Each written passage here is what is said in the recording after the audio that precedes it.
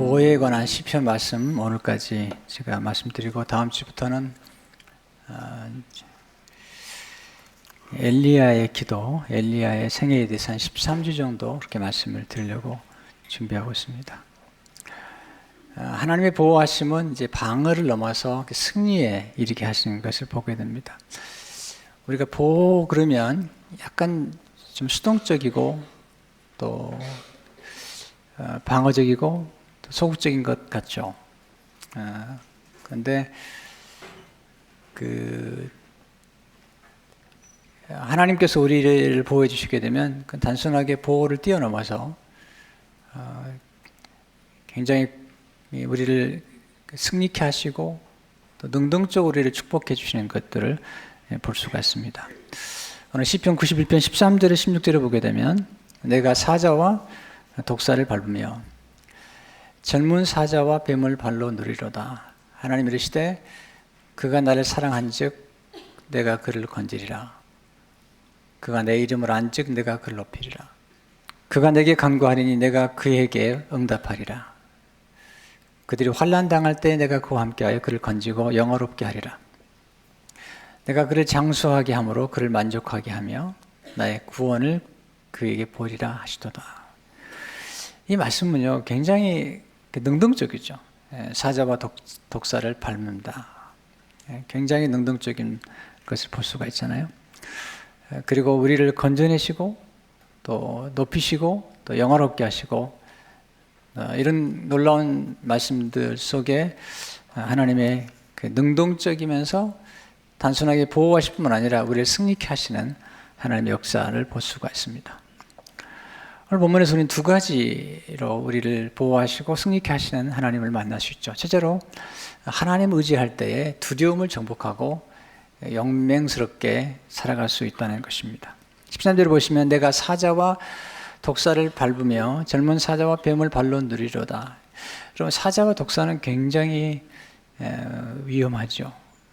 그리고 우리의 생애를 치명적으로 공격할 수 있는 것을 볼 수가 있습니다. 특별히 성경에서 이 사자와 뱀은 그 악한 사탄을 상징하는 그런 존재죠. 그래서 베드로가 이제 사탄의 공격을 받은 다음에 그가 사자의 모습을 마귀의 모습을 사자에 비유했죠. 베드로전서 5장 8절을 보게 되면 근신하라 깨어라 너희 대적 마귀가 우는 사자같이 두루다니며 삼킬자를 찾나니. 사자의 모습 으르렁거린 사자, 우리를 공격하려고 찾는 것을 보고 말하고 있죠. 근데 이 우는 사자와 같은 마귀를 대적하는 길은 우리가 믿음을 굳게 하는 거라고 말씀하고 있죠. 그래서 5장 9절을 보게 되면 너희는 믿음을 굳건하게 하여 그를 대적하라. 이는 세상에 있는 너희 형제들도 동일한 고난을 당하는 줄을 알미라. 그러니까 사자와 같이 으르렁거린 사단의 세력을 우리가 극복하는 길은 구수의 믿음밖에 없죠. 우리가 신앙의 여정을 거쳐가다 보면 가끔 사자를 만나게 되기도 하고 독사를 만날 수도 있습니다. 근데 그때 우리에게 정말 중요한 것은 믿음이죠. 제가 예수 믿고 나서 읽었던 책 중에 오래됐지만 존 버닌이 쓴 철로역정이라는 책은 늘 제 가슴에 남아있는 책 중 하나예요. 이 철로역정이 보면 한 기독교가 예수님을 믿고 새 예루살렘 시온성을 향해 나가는 그 길에 그 모든 인생의 여정에서 겪었던 스토리를 기록하고 있는데 그것은 우리 신앙 여정과 똑같은 스토리죠. 그가 이제 그 천성물 향해 가는 중에 만났던 어려움 중에 하나가 이제 사자들을 만나게 되는데 그 사자들을 보고 두려워했던 두 사람, 소심이란 사람과 불신이란 사람이 사자를 보고 이렇게 도망가는 그 모습이 나오고 그리고 그럼에도 불구하고 이 기독교가 그 사람들의 길 쫓아가지 않냐 끝까지 그 예루살렘 성을 향해 나가는 그런 모습이 나오는데 그 모습 가운데 예수님께서 이미 십자가에서 마귀의 권세를 결박하신 그리고 그 마귀를 쇠사슬에 묶어놓은 모습이 나오죠. 그러니까 마귀는 우리가 함부로 대할 대상은 아니지만 또 두려워할 대상이 아니죠. 왜냐하면 예수님께서 십자가에서 이미 그를 결박하셨기 때문이죠. 좀 스토리 읽어드리면 꼭대기에 도착하자 저만치 두 남자가 마주 달려오는 게 보였다. 이름이 재밌어요. 소심과 불신이었다. 크리스천이 물었다. 여보시오, 도대체 무슨 산이 있기에 길을 거스르러 달려가는 겁니까? 소심은 자기들 역시 시온성으로 가려고 곤고제를 기어 올라왔노라고 했다. 곤고한 곳인데요. 하지만 가면 갈수록 위험한 일들을 더 자주 만나게 되는 거예요. 그러니 돌이킬 수밖에 없어요. 출발했던 곳으로 다시 돌아가려고요. 그럼요. 그러고 말고요. 불신이 거들었다. 저 앞 길목에는 사자가 2마리씩이나 딱 버티고 있다니까요. 자는지 깨었는지는 정확하지 않았어요. 하지만 가까이 다가갔더라면 저 녀석들의 소나기에 잡혀 온몸이 갈기갈기 찢겨 나갔을 거예요. 불붙을 뻔한 일이죠. 크리스천이 말했다. 말씀을 들으니 겁이 나네요. 목숨을 건지려면 어디로 가야 할까요? 발길을 돌려 고향으로 돌아가면 죽을 수밖에 없어요. 머지않아 하늘에서 유황불이 쏟아지게 되어 있거든요. 새 예루살렘에 들어간다면 100% 안전하죠. 나로서는 전진할 수밖에 없어요. 돌아가는 건 곧 죽음을 의미하니까요. 앞만 보고 나아간다면 죽을 것만 같은 공포감에 시달리겠지만 그걸 넘어서면 영원한 생명을 얻을 수 있잖아요. 난 계속 가겠어요. 불신과 소심은 언덕 아래로 달려내려가고 크리스찬도 가던 길을 따라 걸음을 재촉했다. 크리스찬은 혹시 하룻밤을 뭐 갈 수 있을까 싶어서 서둘러 그쪽으로 달려갔다. 얼마쯤 가자 길이 부쩍 좁아졌다. 그리고 거기서 200m 정도 떨어진 곳에 문지기의 오두막이 보였다. 다가가면서 자세히 살펴보니 사자 2마리가 길에서 어스렁거리는 게 눈에 들어왔다. 크리스찬은 생각했다. 불신과 소심을 돌아서게 만든 위험한 길목이 바로 여기로구나. 사자들은 쇠사슬에 단단히 묶였었지만 크리스찬의 눈에 보이지 않았다. 그래서 겁을 잔뜩 집어먹고 뒷걸음질 쳤다. 무작정 걷다가는 100이면 100 잡아먹힐 것만 같았다. 바로 그때 건너편 오두막에서 한 남자가 얼굴을 내밀었다. 이름이 재밌어요. 주의 깊은 이란 이름을 가진 문지기였는데 당장이라도 내 뼈는 뜻 주춤거리는 크리스찬을 보고 냅다 소리쳤다. 허약하게 짝이 없는 양반 같으니 사자를 두려워하지 말아요. 사슬로 단단히 묶어놨으니까요. 믿음을 시험해서 확신이 없는 불의를 가려내려고 저기다 메어뒀을 뿐 길 한복판에서 벗어나지만 않으면 털끝 하나 건드리지 못한다는 말이에요. 사다리 무서워 덜덜 떨면서도 크리스찬은 문지기가 가르쳐준 대로 조심스럽게 앞으로 나갔다. 녀석들은 쉴 새 없이 으렁거렸지만 달려들어 물어뜯지는 않았다. 주먹을 단단히 말아준 채 살금살금 걸어서 간신히 문지기가 기다리는 정문 앞으로 갔다. 우리가 사자와 같은 존재를 두려워할 필요가 없는 까닭은 우리가 믿는 예수님께서 사실은 정글의 왕의 사자라면 이 모든 우주의 사자가 되시는 분이 예수님이시기 때문이죠. 구약에 보게 되면 예수님 오실 유다지파의 상징을 사자라고 그랬죠. 창세기 49장 9절을 보게 되면 유다는 사자 새끼로다. 내 아들아 너는 움킨 것을 찢고 올라갔도다. 그가 엎드리고 웅크림이 수사자 같고 암사자 같으니 누가 그를 범할 수 있으랴. 근데 성경에 보면 이 유다지파에서 오신 예수님께서 요한계시록 보면 사자와 같은 분이다. 그렇게 요한계시록 5장 4절 5절에서 말씀하고 있죠. 그 두루마리를 펴거나 보거나 하기에 합당한 자가 보이지 아니하기로 내가 크게 울었더니 장로 중에 한 사람이 내게 말하되 울지 말라. 유대지파의 사자 다윗의 뿌리가 이겼으니 그 두루마리와 그 7인을 떼시리라 하더라. 그러니까 예수님을 가리켜서 사자, 라이온이라고 그랬죠. 사자. 그리고 다윗의 뿌리라는 거죠. 우리가 예수님께서 유다지파로 오셨고 또 예수님의 유다지파 가운데 한 사람이 이제 다윗인데 다윗은 구약에서 사자를 쳐 죽였던 사람이죠. 골리앗 장군이 나타났을 때 다 두려워했어요. 그때 사울왕을 만나가지고 그 사자를 쳐 죽인 경험을 이야기하고 있죠. 사무엘상 17장 34, 35절을 보면 다윗이 사울에게 말하되 주의 종이 아버지의 양을 지킬 때에 사자나 곰이 와서 양떼에서 새끼를 물어가면 내가 따라가서 그것을 치고 그 입에서 새끼를 건져내었고 그것이 일어나 나를 해하고자 하면 내가 그 수염을 잡고 그것을 쳐 죽였나이다. 놀라운 경험이죠.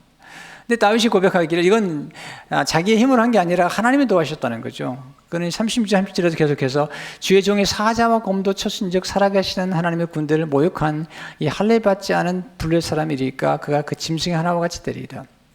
또 다윗이 이르되 여호와께서 나를 사자의 발톱과 곰의 발톱에서 건져내신즉 나를 이 블레 사람의 손에서도 건져내시리이다. 놀라운 경험이죠. 사울이 다윗에게 이르되 가라 여호와께서 너와 함께 계시기를 원하노라. 여러분 인생에서 이렇게 사자와 같은 곰 같은 문제들을 한 번만 공격해서 우리가 승리하게 되면 놀라운 경험을 하게 되는 거죠.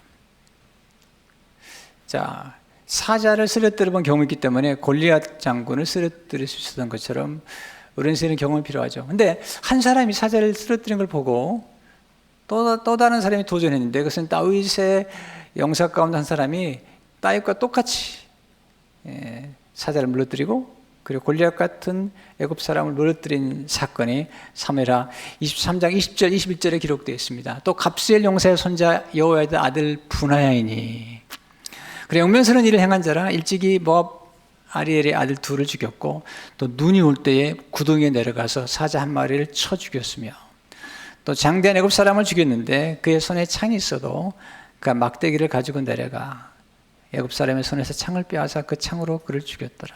놀라운 경험이죠. 다윗이 사자를 그리고 죽였던 것은 그게 손으로 그리고 목자의 막대기였거든요. 그러니까 골리앗과 싸울 때도 그는 창으로 칼로 가지 않고 그가 가서 막대기를 들고 그리고 물맷돌로 그를 쓰러뜨린 다음에 골리앗 장군의 칼을 빼앗아서 그게 목을 베었거든요. 그러니까 똑같이 분하냐라는 사람도 다윗과 똑같이 그런 승리를 가져온 거죠. 사자를 쳐 죽였을 뿐만 아니라 그 애굽 사람을 죽일 때, 장대 애굽 사람을 쳐 죽일 때 막대기로 가져갔다. 그리고 가서 오히려 애굽 사람의 창을 빼앗아서 그를 무찔렀다는 거죠. 그러니까 보세요. 우리가 어떤 한 사람이 이렇게 어떤 어려움을 치고 돌진하면 그 다음 사람들이 승리하는 것을 보게 되죠. 자, 미그란 땅에도 우리 선배들이 한 사람이 이민 온 거죠. 엄청난 고생이죠. 네. 그 하와이에 얼마나 많은 고생을 했어요. 또는 어떤 사람들은 와가지고 그 닭곡장에서 일을 하고요. 엄청난 고생을 하고 그리고 치고 나간 거거든요. 그랬더니 지금 이런 놀라운 역사는 난 거죠. 그러니까 우리가 생각할 때 정말 어렵다고 생각하는 것을 누군가 해내는 거죠. 그 일을 해내고 나면 그 다음부터는 이제 따라가야 되는데 다윗이 그렇게 승리하니까 그런 놀라운 결과를 가져오는 거죠. 우리가 성경에 보면은 이 악한 마귀를 사자라고 묘사할 뿐만 아니라 옛뱀이라고 묘사하는데 예수님께서 그 옛뱀도 물리치셨거든요. 그래서 우리에게 말씀하시죠. 13절에 보면 내가 사자와 독사를 밟으면 또 코브라 젊은 사자와 뱀을 발로 누리려다. 또 서펀트. 얼마나 여러분 이 얼마나 강교합니까? 근데 하나님 예수님께서 예수님의 제자들에게 우리들에게 이제는 뱀을 밟을 수 있는 오토리티 권능을 주셨다는 거죠. 그래서 누가복음 10장 19절에 보게 되면 내가 너에게 뱀과 정갈을 밟으며 원수의 모든 능력을 제어할 권능을 주었으니 너를 해칠 자가 결코 없으리라. 굉장한 파워를 주신 거죠. 이건 제자들에게만 주신 게 아니라 믿는 자들에게 표적이 따르라고 말씀하시면서 마가복음 16장 17절 18절 보게 되면 믿는 자들에게는 이런 표적이 따르리니 곧 그들이 내 이름으로 귀신을 쫓아내며 새 방언을 말하며 뱀을 집어올리며 무슨 독을 마실지라도 해를 받지 아니하며 병든 사람에게 손 얹어즉 나으리라 하시더라.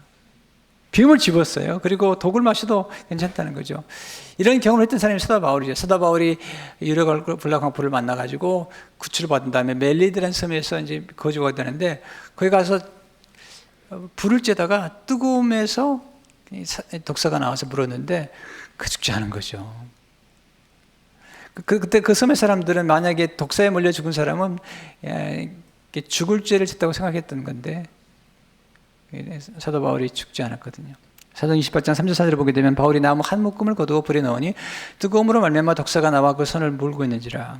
원주민들이 짐승이 그 손에 매달려 있음 보고 서로 말하되 진실로 이 사람은 살인한 자로다. 바다에서는 구주를 받았으나 공의가 그를 살지 못하게 함이로다 하더니. 근데 정말 안 죽는 거예요. 5절을 보면 바울이 그 짐승을 불에 떨어버리매 조금도 상함이 없더라. 그들은 그가 붙든지 혹은 갑자기 쓰러져 죽을 줄로 기다렸다가 오래 기다려도 그에게 아주 이상이 없음을 보고 돌이켜 생각하여 말하되 그를 신이라 하더라. 그 결과로 그와 함께 했던 270명의 사람들이 하나님의 살아계심을 보았고, 뿐만 아니라 그 멜리데 섬에 있던 사람들이 구원을 받는 놀라운 역사를 경험하고, 그가 로마로 가는 길에 그에 필요한 모든 것들을 이 사건을 통해서 공급해 주시는 것을 보게 됩니다. 자, 오늘 이제 이 말씀 들었다고 그러면 집에 가 전부 독사한테 가가지고, 그건 안 되죠. 그건 하나님의 말씀을 잘못 적용하는 거죠.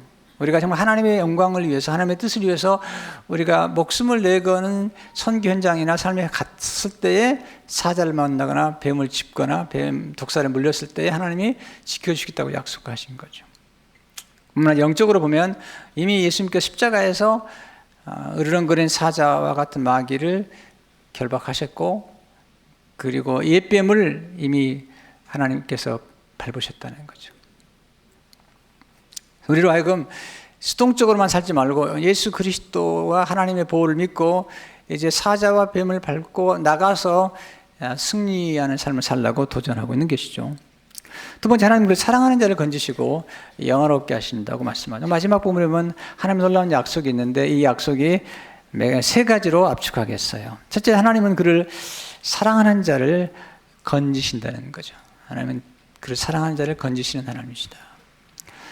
시편 191편 14절을 보게 되면 하나님이 이르시되 그가 나를 사랑한즉 내가 그를 건지리라. 하나님, 우리가 무엇보다도 하나님 사랑이 원하죠. 제가 예수 믿는 사람들 보니까요, 또 저를 포함해가지고 어떤 단계가 있는데, 처음에는 예수 그리스도와 하나님이 주신 축복과 어떤 선물만을 좋아하는 경향이 있죠. 미숙할 때 그렇죠. 근데 점점 성숙해지면 우리가 하나님의 축복과 하나님의 선물을 뛰어넘어서 하나님 한 분으로 만족하게 되는 그런 경험들을 하게 되죠. 그래서 하나님을 사랑하는 사람들에게 하나님께서 약속하신 약속들이 너무 놀라는 거죠. 다윗은 그렇게 하나님을 사랑했고 그런 고백을 했죠. 시편 145편 20절을 보게 되면 여호와께서 자기를 사랑하는 자들은 다 여보호하시고 악인들은 다 멸하시리로다. 다윗은 하나님을 사랑하는 걸 자주 고백했어요.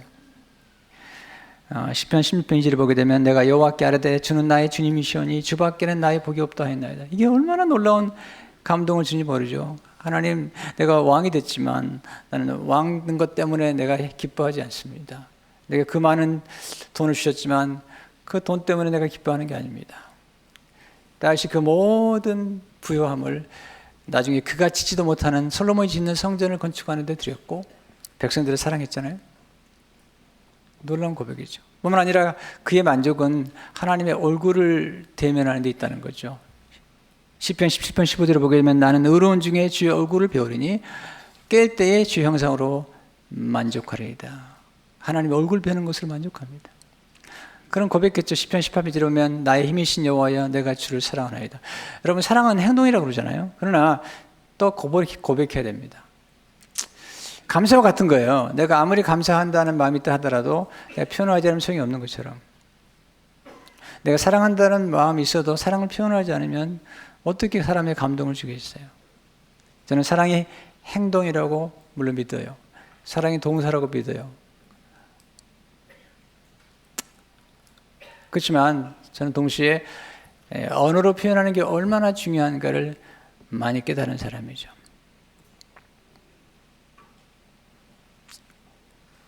요즘 물론 너무 값싸게 사랑한다는 말을 남발할 수가 있고 이용하는 것이 있기 때문에 우리는 되지만, 그러나 우리 한국 사람들을 사랑한다는 표현에 너무 인색하죠. 특별히 남편들이 아내에게 사랑한다는 표현을 하는 게 너무 인색하죠. 돈 드는 것도 아닌데. 여러분, 진정한 마음을 담아서 사랑한다고 표현할 때 그때 그 말을 듣는 사람들은 굉장히 안정감을 누리잖아요. 또 하나님도 감정이 있으시기 때문에 우리가 사랑한다고 표현하는 걸 너무 좋아하세요. 다윗은 그 표현하잖아요.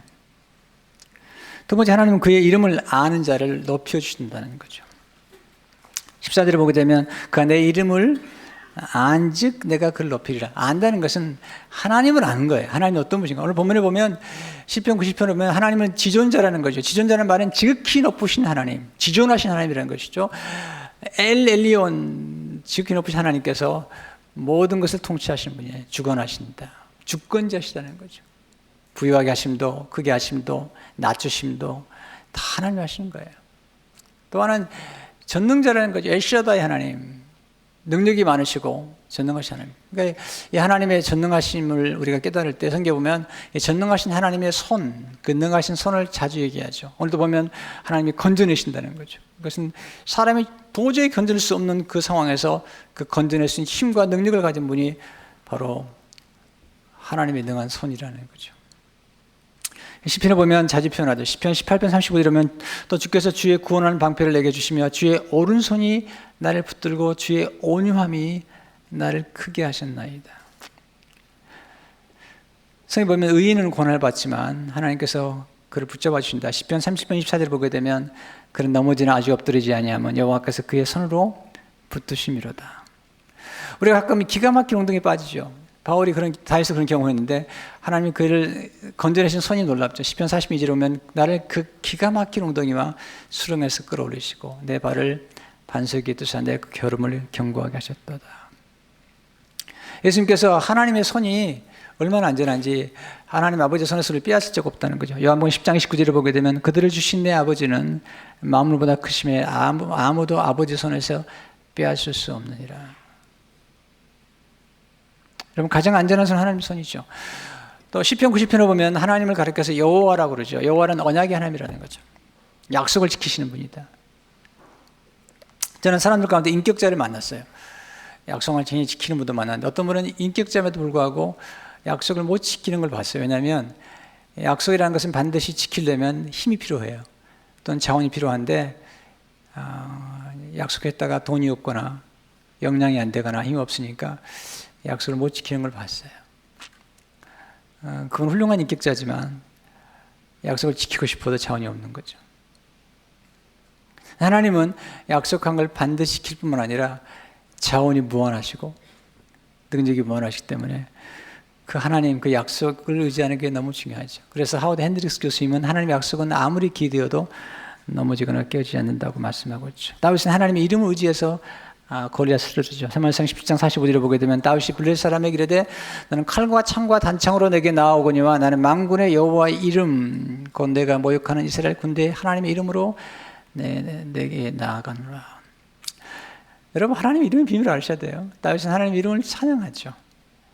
시편 7편 10절에 보면 내가 여호와께 그의 의를 따라 감사하며 지존하신 여호와의 이름을 찬양하리로다. 시편 8편 1절에 보면요, 다윗이 얼마나 하나님 이름을 찬양하는지. 여호와 우리 주여, 주의 이름이 온 땅에 어찌 그리 아름다운지요. How majestic is your name. 주 영광이 하늘을 덮었나이다. 사람들은 자기 이름에 관심이 많죠. 다윗은 자기 이름에 관심 있는 게 아니라 하나님의 이름에 관심이 많았던 거죠. 시편 9편 10절에 보면 여호와여 주의 이름을 아는 자는 주를 의지하오리니 이는 주를 찾는 자들을 버리지 아니하십니다. 시편 18편 49절에 보면 여호와여 이름은 내가 이방 나라들 중에서 주께 감사하며 주의 이름을 찬송하리로다. 그런 병거를 의지하지 않았어요. 하나님 이름을 찬양. 시편 20편 7절에 보면 어떤 사람은 병거, 어떤 사람은 말을 의지하나 우리는 여호와 우리 하나님의 이름을 자랑하리로다. 여러분, 가장 안전한 건 자기 이름을 드러내는 게 아니에요. 여러분, 자기 이름을 자꾸 드러내려고 하지 마세요. 그건 어리석은 거예요. 인생을 살아가면서 스스로가 잘났다고 생각하는 사람들이 지켜야 될 가장 중요한 룰이 하나 있습니다. 뭐 그렇게 생각하는 사람도 많지도 않지만 스스로가 잘났다고 생각하거나 여자라면 예쁘다고 생각하는 사람들이 철칙, 절대로 잘난 체하면 안 됩니다. 네. 여러분, 잘난 것도 보기 힘든데 잘난 척까지 보세요. 좀 어려운 겁니다. 여러분, 저 힘든 거예요. 그건. 가장 안전한 건 자기 이름을 드러내는 게 아니죠. 하나님의 이름을 드러낼 때 하나님께서 그 사람의 이름을 드러내죠. 잠언 18장 10절에 보면 여호와 이름은 견고한 망대라. 견고한 망대라. 의인은 그려 달려가서 안전함을 얻는지라. 여러분, 자기 이름을 드러내는 사람들이 나중에 보면 다 어글리해져 가지고 나중에 노토리였어요. 뭐냐면 악명 높은 사람이 되고 말았습니다. 대단한 이름을 가지고 자기 이름을 드러냈던 사람들 가운데 수많은 사람들이 노토리였어요. 그러나 하나님의 이름만을 높였던 사람들, 하나님의 영광만을 드러내고 무슨 일 하든지 간에 하나님이 하셨다고 고백하는 사람들은 하나님께서 그 이름을 영원히 보존하는 거죠. 다윗 같은 사람이 그렇잖아요.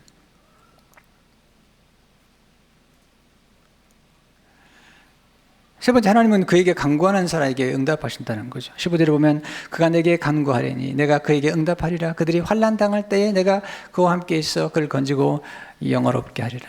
기도 약속만큼 얼마나 중요하면 우리가 환난 당할 때 특별히 기도해야죠.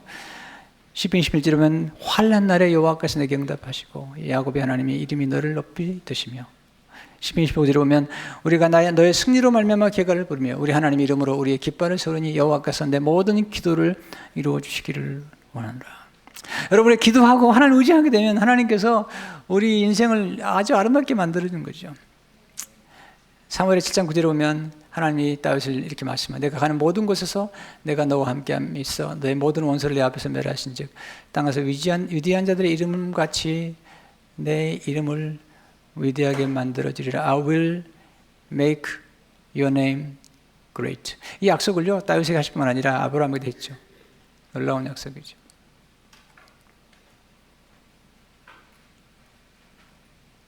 우리가 환난 때에 하나님께 기도하게 되면 하나님 때 우리를 건지실 뿐만 아니라 우리를 괴롭힌 사람들의 마지막을 보게 하신다는 거죠. 시편에 나오잖아요. 내 눈으로 오직 너는 똑똑히 보려니 악인의 보응을 보리로다. 악인이 망하는 걸 보겠다는 거죠.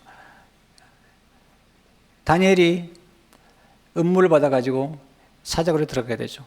들어갔더니 하나님께서, 그는 기도했거든요. 하나님 들어갔더니 사자굴에 들어갔던 사자들을 하나님께서 천사 입으로 다 봉해버렸어요. 그래서 끝난 게 아니죠. 그를 음모했던 사람들을 다 멸망시키는 것을 보게 하시죠. 다니엘 10장 14절에 보게 되면 왕이 말하여 다니엘을 참수한 사람들을 끌어오게 하고 그들의 처자들과 함께 사자굴에 던져놓게 하였더니 그들이 굴바닥에 떡 낳기도 전에 사자들이 곧 그들을 움켜서 그 뼈까지도 부서뜨렸더라. 거기서 끝난 게 아니죠. 하나님 다니엘을 영화롭게 하시죠. 다니엘 10장 18절에 보게 되면 이 다니엘이 다리오 왕의 시대와 바사 사람 고레스 왕의 시대에 형통하였더라. 여러분, 예수 믿으면 우리가 어려움을 당하게 되면 하나님께서 건져내시고 그리고 영화롭게 하신다는 것을 우리는 기억할 필요가 있죠.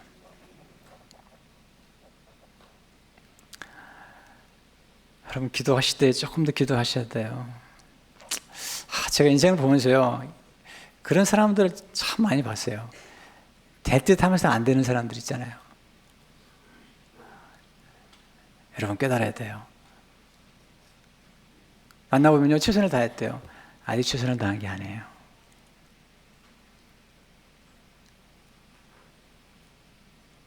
성경은 말씀하시죠. 여호와를 경외하는 자는 그 손으로 수고한 것을 먹게 하겠다는 거죠. 여러분, 손으로 수고하고도 먹지 못하는 사람이 많고 시작했다가 완성하지 못하는 사람이 많죠.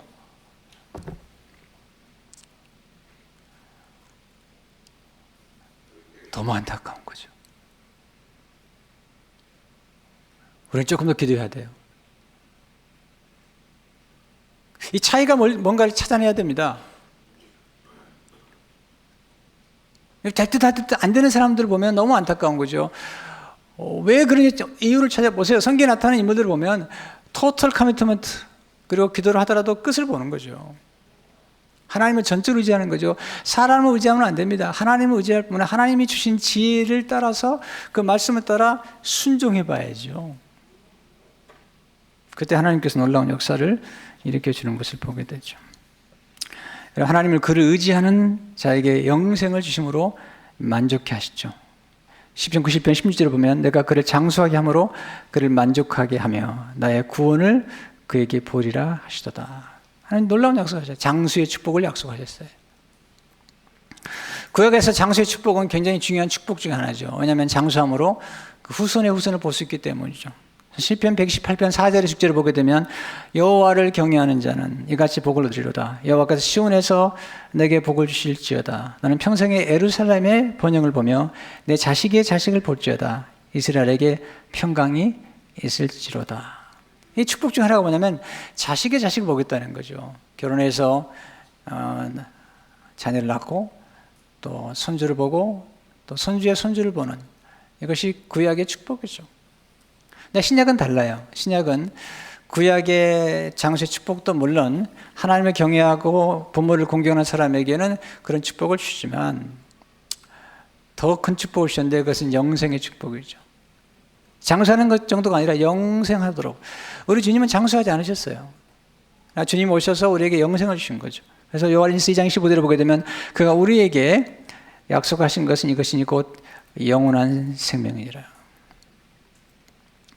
예수 믿는 사람이 누리는 가장 큰 축복은 영생이죠. 영원한 생명이죠. 뿐만 아니라 신약에 오게 되면, 구약에서는 부여와 재물이나 이런 것들이 축복이었다면 신약에 오게 되면 성품이 축복이 성품. 예수님 말씀하신 팔복에 보게 되면 다 성품이, 심령이 가난한 자, 겸손한 사람, 온유한 사람, 또 평화를 추구하는 사람. 세상에서 정말 큰 축복이 뭘까요? 성품이죠. 시편 90편 4절에 보면 그의 진실함은 방패와 손방패가 된다고 말씀하셨어요. 하나님의 진실함이 방패처럼 우리 인생도 마찬가지예요. 여러분 살아가면서 제일 평화롭게 뭘까요? 여러분, 적은 소득이 의를 겸하면 많은 소득이 불의를 겸하는 것보다 낫다고 그래요. 왠지 많은 소득을 얻으려고 불의를 겸해보세요. 불안해서 못 삽니다. 좀 돈이 없어도 평화로운 게 낫죠. 평강이 낫죠. 뉴스 보지 않으시나요? 그 돈 많은 사람들이 감옥에 끌려가고, 그리고 그 돈을 좀 쉽게 빨리 벌려고 했던 사람들이 그 망신을 당하잖아요. 부러우세요, 그분들이? 그래도 해보고 싶어요? 우리는 역사를 보면서도 배우지 못해요. 우리는 현실을 직시하지 못한단 말이죠. 우리에게 정말 평화로운 게 뭘까요? 진실함이죠. 평화로운 게 좋지 않으세요? 장수함으로 만족하게 한다고 해서 우리가 진정한 자족과 만족이 우리에게 진짜 행복이 아닐까요? 온유함이 행복이 아닐까요? 여러분, 겸손한 사람을 누가 싫어합니까? 교만한 사람 하나님께서 대적하시고 하나님 물리치세요. 나대지 마세요. 나대는 거 좋지 않아요. 여러분, 드라마나 영화를 보세요. 주인공들은 머리를 숙이기 때문에 죽지 않아요. 나대는 인간들이 고개를 숙이고 다 활에 맞아 죽어요. 나대지 마세요. 나대는 게 아니에요. 자기 이름을 너무 드러내려고 하지 마세요. 어리석은 거예요. 하나님 이름을 드러내야죠. 하나님 우리에게 주시거든요. 마지막은 구원이죠. 16절을 보게 되면 나의 구원을 그에게 보리라 하시다. 여러분, 구원은 놀라운 거예요. 우리가 받은 구원은요, 세상에 어떤 것과도 비교할 수 없어요. 이 구원 안에 예수 그리스도의 영생이 들어가 있죠. 하나님의 나라가 들어가 있죠. 성령의 놀라운 은혜가 들어가 있잖아요. 하늘의 신령한 복과 하늘에서 내린 평화와 평강이 있는 거죠. 어떤 환난을 당했는데도 불구하고 엄청난 폭풍과 환난 중에도 예수 그리스도 안에 있는 사람들은 견고하여 요동치 아니한다는 거예요. 견고한 망대와 같다는 거죠. 이 구원을 귀하게 되면 히브리서 2장 3절을 보게 되면 우리가 이같이 큰 구원을 동안 여기면 어찌 그 봉을 피하리요. 이 구원은 처음에 주로 말씀하신 바요. 들은 자들이 우리가 확증한 바예요. 성도 여러분, 오늘 말씀 마음에 새기세요. 이제 우리들에게 놀라운 권세가 주어질 뿐만 아니라 하나님께서 우리를 하여금 수동적으로 방어적으로만 살려고 한 게 아니라 필요하면 사자와 독사를 밟으며, 그리고 하나님의 성길 가운데 건져내시고 높이시고 영화롭게 하시는 그 하나님의 손길을 경험하라는 거죠. 우리 자녀들이 예수 그리스도 안에서 모든 지혜의 근본인 하나님을 경외함을 배우고 하나님의 이름을 알고 이렇게 살아간다면 안전하죠. 세계 모든 민족에 뛰어난 인물이 되는 거죠. 오늘 보호의 기도의 마지막은 이런 거죠. 하나님께서 내가 너를 보호만 할 뿐만 아니라 내가 너로 승리케 하리라. 내가 너를 영화롭게 하리라. 우리가 할 일은 무엇이냐? 하나님을 사랑하는 것과, 그리고 하나님의 이름을 높여드리는 것과, 그리고 하나님께 기도하는 거죠. 누가 기도를 하찮다고 그랬어요? 여러분, 기도를 하찮게 여기는 사람의 인생은 하찮아지는 거죠. 하나님 이름을 높이는 게 예배인데 누가 예배를 하찮다고 그랬어요? 성경 보세요. 하나님께 사람들은 정말 하나님의 이름을 높여드렸고 하나님 영화롭기 때문에 그들의 인생이 빛났던 거죠.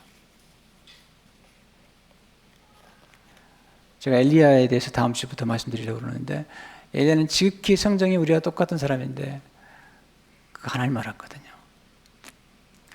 여러분, 하나님 아는 사람들을 누가 함부로 하겠어요? 하나님께서 아브라함에게 말씀하시되 내가 너를 축복하는 자를 내가 축복하고 너를 저주하는 자를 내가 저주하겠다. 이 놀라운 축복이 우리에게 있는 거죠. 예수 그리스도 안에서 이 하나님의 보호를 받을 뿐만 아니라 사자와 뱀을 밟으며 승리하는 여러분 되시기를 축원합니다.